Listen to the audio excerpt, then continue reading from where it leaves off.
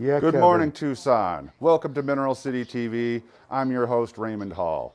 It's Monday morning, and after an exciting E12, opening and I weekend can't here at talk. I'm Mineral doing the City, there's interview. still plenty of activity Bye. to see and do here at Mineral City. Today, we're going to come to you from building room E12 with Rocko Minerals and Robert Rosenblatt. Don't call him Robert, call him Rocko.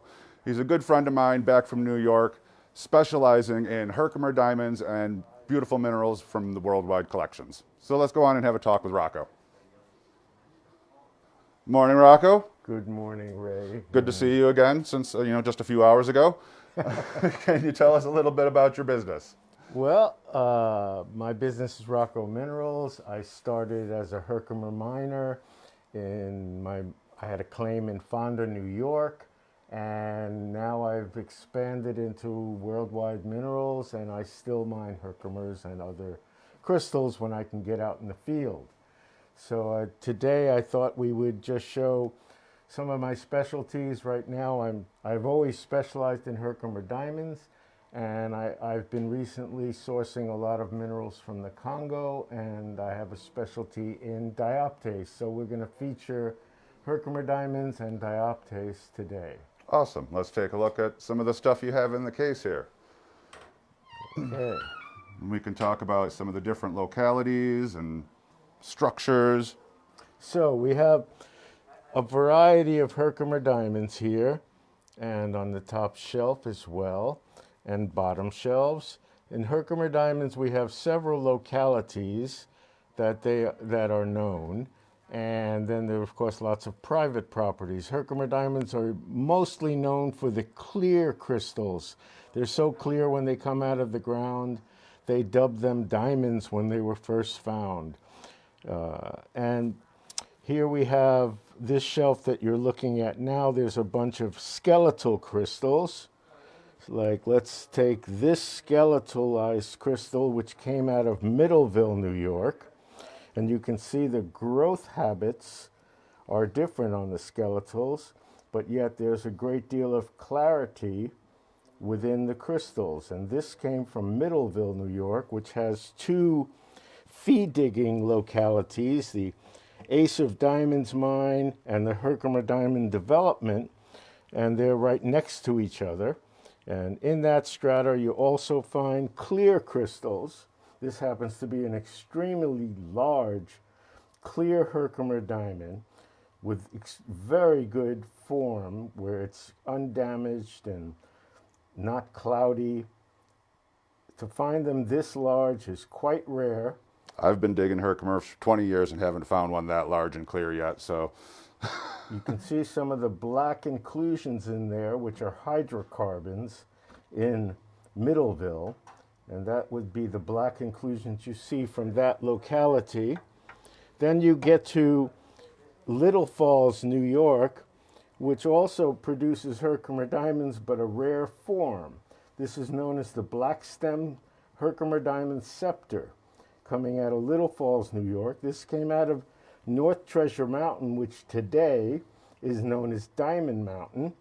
And it is a fee digging locality that you can book online. As if you look up Diamond Mountain, you can go hunt for Herkimer diamonds, sometimes find scepters or skeletal crystals, like I mentioned before, at Little Falls, New York, the Diamond Mountain. On the south side of the river, the Mohawk River, you also have Treasure Mountain, which is not a fee digging locality, but also produces Herkimer diamond crystals, black stem scepters, and skeletalized form Herkimer diamonds.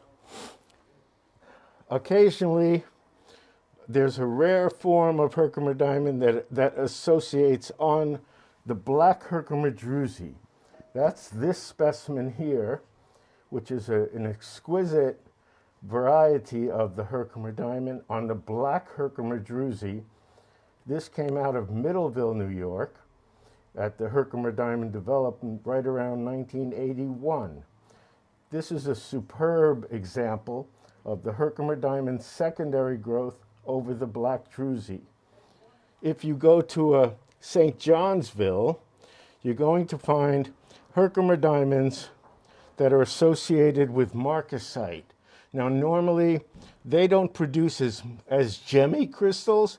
Occasionally, they do produce skeletalized crystals, which is quite rare from Benchmark Quarry, which is a dolomitic limestone trap rock quarry used for road fill. And they don't allow collecting, but occasionally there are collection. There was as a matter of fact, there was a local resident named Bill Haladish who was able to drive in that quarry after their blasts, load up his truck and go home. And he did that for approximately 20 years. This was one of maybe the finest skeletalized Herkimer found in the Benchmark Quarry in St. Johnsville. And huge. And huge. It's a huge crystal. This, on the other hand, is one of a kind, as far as I know, where you have a lovely Herkimer diamond perched on marcasite balls, and also came from the Benchmark Quarry.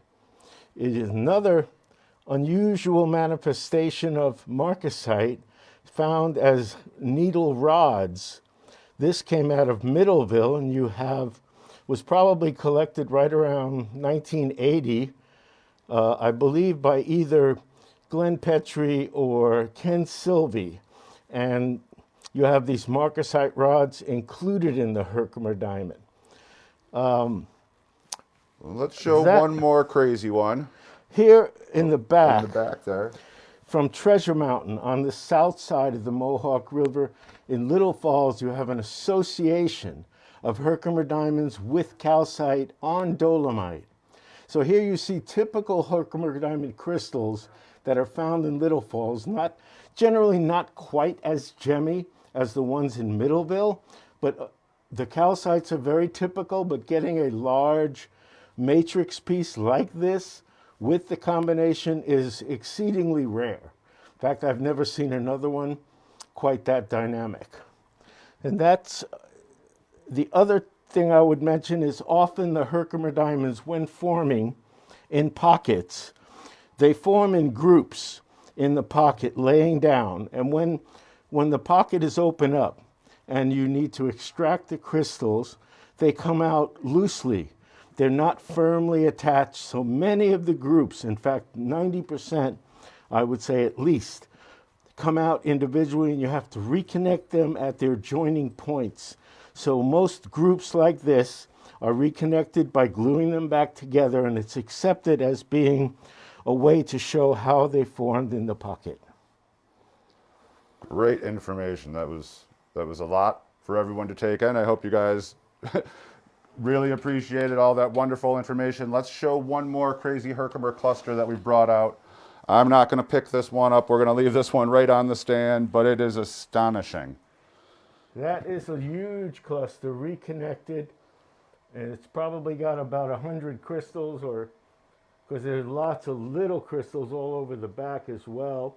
And you can imagine the job it is when you find these and they come out loosely, and you've got to find the spots where they reconnect, and then the process of gluing back reconnection is quite involved in order to get the specimen to accommodate drying while it is going back together. That is an amazing specimen, no question about it. Well, not only just Herkimers, you've also recently been bringing in lots of Congo material to Tucson every year. So I would love to show some people some of this beautiful dioptase that you've brought this year. Some really large cabinet specimens. So as Tomac of Spirifa knows, as he has gone to the Congo, there are several mines in the Congo that have been producing fabulous dioptase specimen. And the mines, sometimes their associations are quite different. These ones here, like this is a giant dioptase with chrysocolla that came out of the Renaville mine in the Congo, and as are several of these others, larger, spectacular pieces. Occasionally, this is associated with calcite and chrysocolla. Then there's another mine known as the Sanda mine, and that one often is associated with quartz. And this specimen of dioptase on quartz has a druzy coating of quartz over the specimen as well. This is just a lovely little group of straight dioptase from the Sanda mine. And as you move along, there was another mine, the Natola mine. The Natola mine were often associated with mimetite, wolfenite. This one also has motramite and duftite on it. So it's quite, you can also find them with cerussite. This cerussite, this specimen comes from the Sanda mine. You have cerussite crystals and dioptase on the same specimen. The Sanda stuff on the quartz is my favorite personally. I love the contrast and the sparkle. I'm going to go ahead and pull one out. I want to show people up close under the light. And let's get it in the light a little better. And you can see obviously the quartz underneath and the beautiful dioptase over that. We've got some chrysocolla in there and also these plancheite balls. And I was actually just informed that plancheite, this is the type locality for plancheite. So we learn something new every day here on Mineral City TV. But yeah, look at that sparkle. Just beautiful. Sparkle, sparkle. Sparkle, sparkle. Have a toast for Ray. One more here, it's kind of unusual, is this dioptase, which I call epimorphic dioptase. Hopefully that's correct, but you can see the odd shape of this specimen.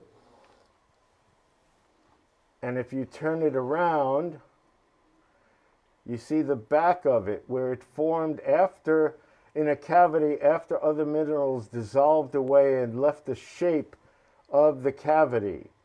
So this epimorphic form also then produced these nice dioptase crystals in these vugs.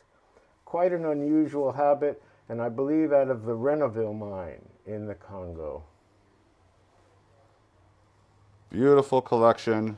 Loving all this new dioptase coming out of the Congo. Rocko, thank you so much, Raymond, for joining us. Have a great day. You have a great day as well. You're looking for folks. Herkimers, Rocko's the man to come see. We'll be back again at 1 p.m. Mountain Time today to introduce you to another dealer here at Mineral City. Thanks, everyone. See you soon.